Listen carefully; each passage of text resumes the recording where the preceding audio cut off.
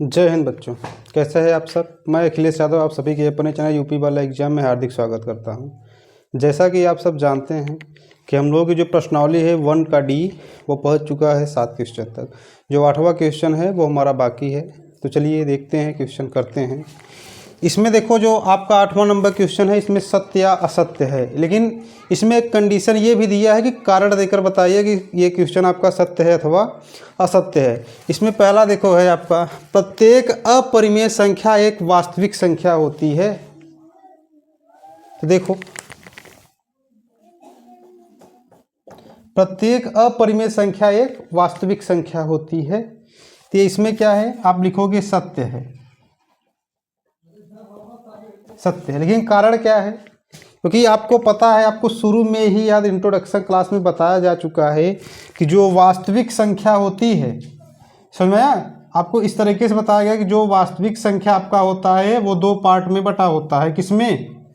पहला परिमेय में, परिमेय संख्या, दूसरा अपरिमेय संख्या। मतलब हम परिमेय संख्या कह सकते हैं, जैसे आपका 1, 2, 3/5 ये सब संख्याएं किसमें आती हैं? परिमेय संख्या के अंतर्गत आती हैं। और अपरिमेय संख्या के अंतर्गत जैसे आपका कड़ी में 3, कड़ी में 5, पाई, ये सब संख्याएं क्या है? अपरिमेय संख्या के अंतर्गत आती है। तो यहाँ पर हमें क्या पूछा है? प्रत्येक अपरिमेय संख्या, हाँ, प्रत्येक अपरिमेय और परिमेय दोनों क्या हैं? वास्तविक संख्या हैं। ये आपका कारण सिद्ध हो। दूसरा है, करा संख्या रेखा का प्रत्येक बिंदु कड़ी के यम के रूप का होता है, जहाँ कड़ी में यम एक प्राकृतिक संख्या है। समझ में? तो ये आप लिखोगे, आप इसका जो हल है ये लिखोगे असत्य है। इसमें प्रत्येक का बात कर दिया, याद रखना। समझ में? मतलब क्या, प्रत्येक बिंदु कड़ी में यम के रूप का होता है। कड़ी यम कैसे हम कह सकते हैं? कड़ी में 2, कड़ी में 3 इस रूप का होता है? नहीं, 2, 3 इस रूप में भी होता है। समझ में? इसलिए क्या है? असत्य है। अगला है आपका तीसरा नंबर सवाल, इसमें करा है प्रत्येक वास्तविक संख्या एक अपरिमेय संख्या होती है। क्या है? प्रत्येक वास्तविक संख्या एक अपरिमेय संख्या होती है। तो ये भी क्या होगा आपका? असत्य होगा, असत्य है। अब क्यों? क्योंकि आपको पता है कि प्रत्येक वास्तविक संख्या परिमेय और अपरिमेय का क्या होता है? एक समूह होता है। समझा ना? कि प्रत्येक वास्तविक संख्या अपरिमेय सिर्फ होगा। समझा? तो चलिए हम लोग बढ़ते हैं अपने नेक्स्ट क्वेश्चन की तरफ। जो हमारा नेक्स्ट क्वेश्चन है, क्वेश्चन नंबर 9। ये क्वेश्चन से कह रहा है, क्या सभी धनात्मक पूर्णांकों के वर्गमूल अपरिमेय होते हैं? यदि नहीं तो एक ऐसी संख्या का उदाहरण दीजिए जो परिमेय संख्या है। तो देखो, इसमें क्या क्या सभी धनात्मक पूर्णांकों के वर्गमूल अपरिमेय होते हैं? तो आप आंसर में डायरेक्ट लिखोगे पहले नहीं। अब आगे आपको बताना है कि क्यों नहीं। तो याद रखिएगा कि जैसे कुछ हमारे एग्जाम्पल हैं, अगर हम बात करते हैं 4, 9, 16, 25, ये सब क्या है? एक वर्गमूल संख्याएं हैं। अगर हम 4 का निकालेंगे तो क्या निकलेगा? इसका 2। अगर हम 9 का निकालेंगे तो क्या निकलेगा?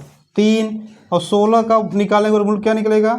4। तो 2 आपका परिमेय है कि अपरिमेय? तो 2 हमारा कौन सी संख्या है? परिमेय संख्या। 3 भी क्या है हमारा?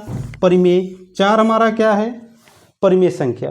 तो याद रखिएगा कि सभी जो धनात्मक पूर्णांक वर्गमूल हैं वो हमेशा नहीं होते हैं। समझ में आया? तो आपका आंसर क्या होगा? नहीं। चलिए बढ़ते हैं हम लोग अपन 10वां नंबर क्वेश्चन है। वो कह रहा है, दिखाइए कि संख्या रेखा पर कड़ी में 5 को किस प्रकार निरूपित किया जा सकता है।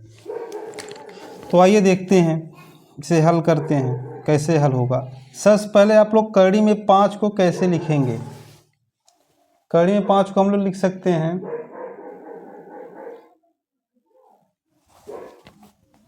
2 का स्क्वायर प्लस 1। इस रूप में लिखा जा सकता है। ये पूरी तरह से आपका क्या रहेगा? ये कड़ी में। समझ में?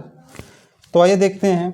याद रखिएगा, हम क्या करते हैं, पहले संख्या रेखा बनाते हैं। ये आपका क्या है 0, इधर आपका -1, इधर -2, ऐसे यहाँ पे कितना 1 2 3 ऐसी संख्याएं यहाँ पर भी ऐसे यहाँ आगे। अब देखो यहाँ जो 0 है यहाँ पर कोई बिंदु O ले लेते हैं, समझ में आया। और यहाँ पे क्या आपका 2 पे कोई बिंदु क्या है आपका A है। यही A से हम ये क्या है B, और यहाँ से आपका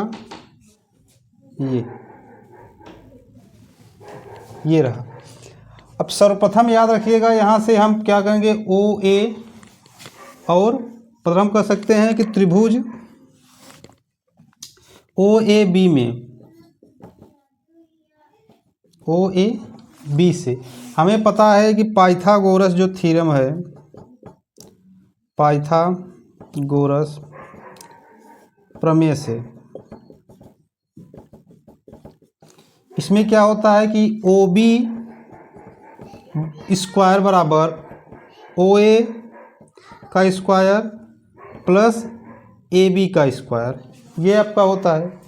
तो यहाँ से अगर हम OB निकालेंगे तो क्या हो जाएगा, करड़ी में OA का स्क्वायर प्लस AB का स्क्वायर। हम कह सकते हैं जो OA है, समझ में आया, OA से लेकर दूरी कितनी है आपका,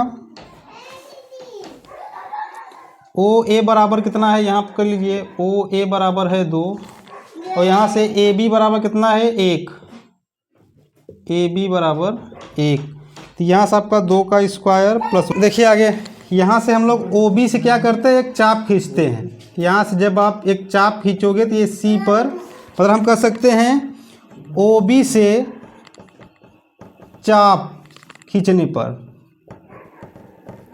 कौन सी संख्या में प्राप्त होती है, यहाँ से BC तक कह सकते हैं BC। यहाँ पे क्या प्राप्त होता है हमें, यही आपका क्या करड़ी में 5। हम कह सकते हैं जो OB, समझा, OB बराबर BC, यहाँ से OB बराबर OC क्या है आपका करड़ी में 5, यही आपका क्या है, इसका जो मान 2.236 करड़ी में 5 का मान होता है। तो चलिए बढ़ते हैं हम लोग पढ़ें नेक्स्ट क्वेश्चन। जैसा कि बच्चों आपको पता है आज 2024 का लास्ट डे है, 31 तारीख है, मतलब कह सकते हैं कि 2024 समाप्त हो गया। कल से आपका क्या चालू हो जाएगा 2025। तो आशा करता हूँ आप आने वाले जो साल हैं उसमें अपनी सफलताओं के चरम सीमाएं तक जाएंगे, कोशिश करेंगे, लगातार मेहनत करेंगे। और याद रखना ज़रूरी नहीं कि सफलताएं मिलने के बाद मेहनत करना बंद हो जाए। याद रखना सफलता का मतलब ही होता है कि मेहनत अपना जारी रखिए, आगे सफलता, बड़ी बड़ी सफलताएं मिलती जाती हैं। तो आप लोगों को बस इतना ही कहना चाहूँगा, हैप्पी न्यू ईयर एडवांस 2025। जय हिंद, जय भारत।